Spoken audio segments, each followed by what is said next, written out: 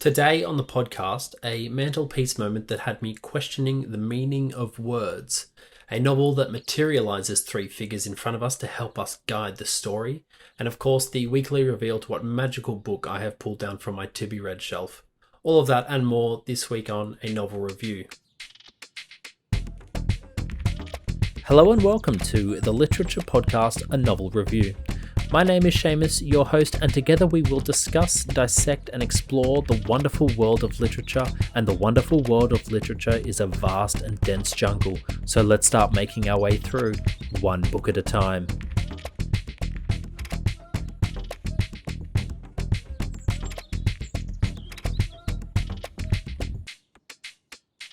Hey guys, welcome to the beginning of another episode of A Novel Review, a literature podcast exploring the wonderful, wonderful world of literature.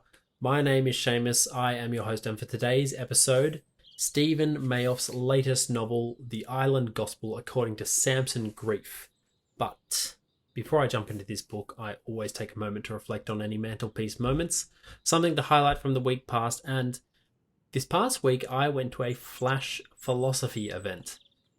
Now, I have never been to a Flash poetry event, so I can't say how similar it is, but basically it was these two philosophers, Mark and Robert, on stage in this wonderfully cute, intimate little venue, and basically the crowd just get to shout out any random word, and they riff off whatever they know about the words that are shouted out. Now, it wasn't a circus. It was actually quite civilized in that people would raise their hands for a new word, but yeah. Some of the words were truth, there was elastic, there was wizard, betrayal, lobster, time, hyperbole, light, game. Such a wonderful mix of words in there. But yeah, you're probably sitting there wondering, what they actually talk about, what actually happened. I'll give you an example now. Let's take the word truth. They spoke about the etymology of the word. Now the word comes from Latin and sort of Greek and then Latin. And how the meaning means striking true, so getting a hammer and striking a nail into some wood, striking it true, basically means something going into something where it should fit, something that's very reductive. Then there's, of course, the larger sense of truth in that there's this idea of truth being something we can attain through, maybe good moralistic values or something like that, the eternal truth that's above us. But then, of course, there's this very simple, reductive truth of I am sitting here right now recording an episode and you are sitting there listening to it, watching it, walking, whatever you're doing right now. But that's exactly what you're doing, and that is 100% true. So just wonderfully fun because it's sort of stuff that you know and you can imagine yourself. But then, of course, just hearing it and them come up with it on the spot like that really does sort of give a wonderful element to the entire evening. It was incredible fun. Just like to say I fact-checked none of that, so don't come for me in the comments about, truth being from Greek and Latin descent or striking true or, whatever. Do not come for me. But if you do have a proper meaning for the word, please put it in the comments. We're here to learn. We are here to learn. Bit of housekeeping for the episode. If you could subscribe, 5-star review, I would really appreciate it. Thank you very much. I really do appreciate it. It helps other people find the pod. So yeah, thanks for all that. All the scripts from the episodes are also available on the website if that's something you're interested in, and there should be closed captions somewhere around here on the YouTube videos. So thanks, guys.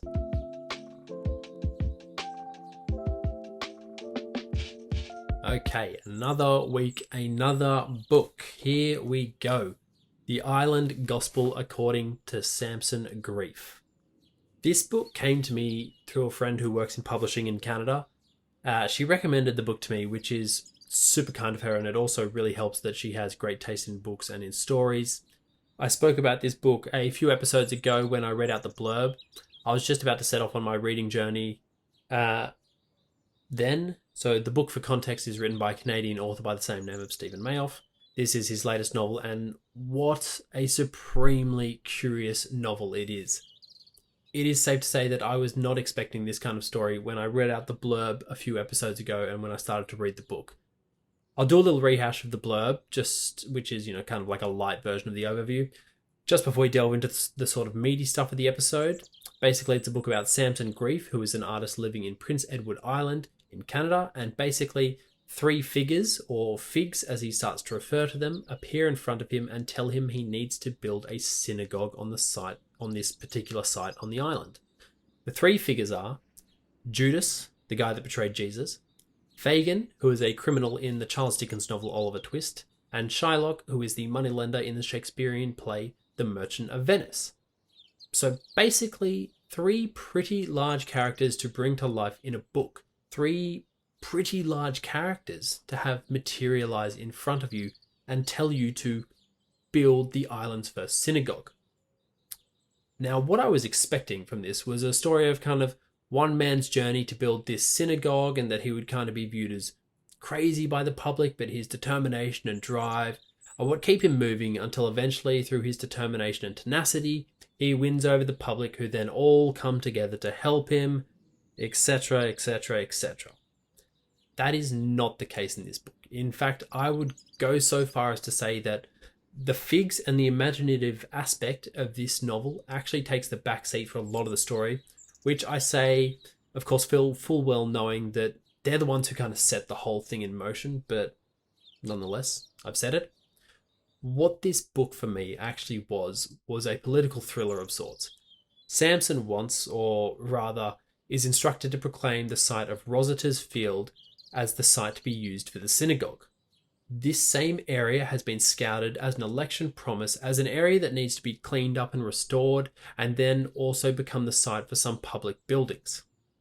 Of course, it's not that simple, with the public buildings being wrapped up in donations, public funding that is reportedly going somewhere else. I'm explaining it quite loosely, but a bit dodgily as well, but I think we all understand what I'm saying, just the general idea that politicians normally have a lot of fingers in a lot of pies and make a lot of promises, and sometimes that is not the case. Because of this, it's a wonderfully aware novel. It doesn't feel like it sweeps anything under the rug in terms of attention, because politics is messy, and so this book is really messy in an authentic type of way. There are conversations about First Nations people and how land was never ceded. There are the driving forces of politicians' promises being fulfilled. There is a dirty smell surrounding the funding of promises and who owns what and who has a finger in this pie and that pie and what benefit actually comes from all this. But nonetheless, Samson grows to develop a kind of faith in the figs and starts the wheels in motion for getting this wild task moving. Now, Samson is kind of known island-wide. He has had some success as an artist and had one artwork a few years that caused a bit of controversy. The artwork is called Anne of Bergen-Belsen, and it is a painting of Anne Shirley, who, for those of you that don't know, is a fictional character in the book Anne of Green Gables that takes place on Prince Edward Island. Bergen-Belsen, on the other hand, was a Nazi concentration camp, and the artwork is painted after 9/11, which, even though I was 7 at the time, I know was a time when everyone was a bit on edge, let's say, and so something like this artwork could have fully triggered some people. But Samson is able to defend this work, stating that it represents the idea that the primary victim is the delusion of our collective innocence. The primary victim in the artwork is the victim of our collective innocence. It's a line in the text that Samson says he pulled out of his arse in the moment, but I am sure Steven Mayoff spent some time crafting this perfect line. It's an interesting line and idea because a bit later in the story, the figs go from being the delusion of Samson's own imagination to reality for everyone, as they suddenly make themselves physical in a sense so that everyone can now see them. That's when the story really starts to become this wild adventure, because now as the reader, you are kind of unsure what kind of reality this world is existing in.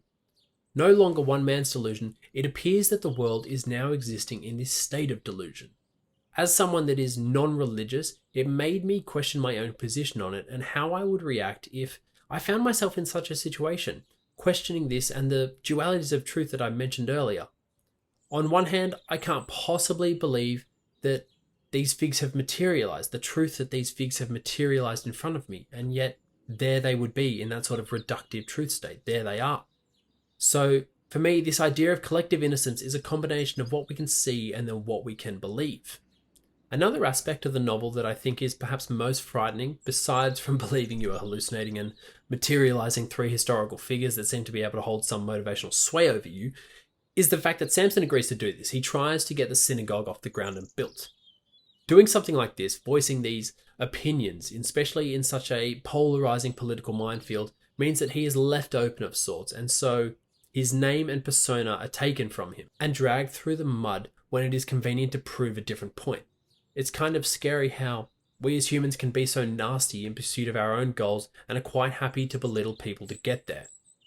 Something I loved about this book was the whole thing felt very, very local, and even though I've never been to Prince Edward Island or even Canada for that matter, I still felt like I knew and sort of understood the place, which is a great quality to get from a book, especially one like this that is so embedded into the local culture.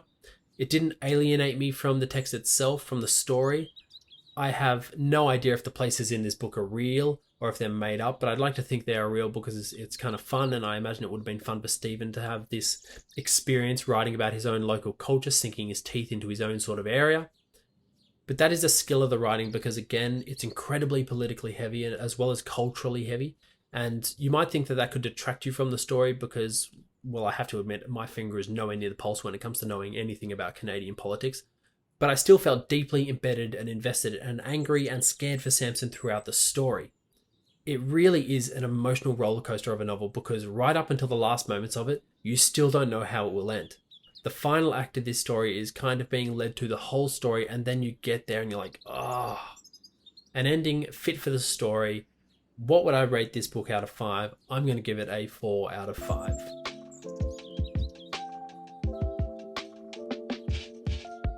So what am I reading this week? This week I am reading a magazine. I picked this magazine up a few weeks ago and have only just got around to reading it. It's National Geographic's Secret Societies, True Tales of Covert Cults and Organizations and Their Leaders. So, yeah, I mean, it sounds great from the offset. It's a bit surface level, to be honest, a bit introductory, but hey, that's probably the point, to introduce you so you can figure out which secret societies and cults interest you so you can do your own research. Some of the societies and cults discussed in this edition are the Knights Templar, the Oracles of Delphi, the Pharisees, the Freemasons, the Illuminati, the Mafia, Opus Dei. So, yeah, a huge mix of societies all wrapped up in conspiracy and secrecy, and I am loving it. It is great, great fun. Now, before I close out the show, if you have listened this far, please consider hitting those 5 stars. I would really appreciate it.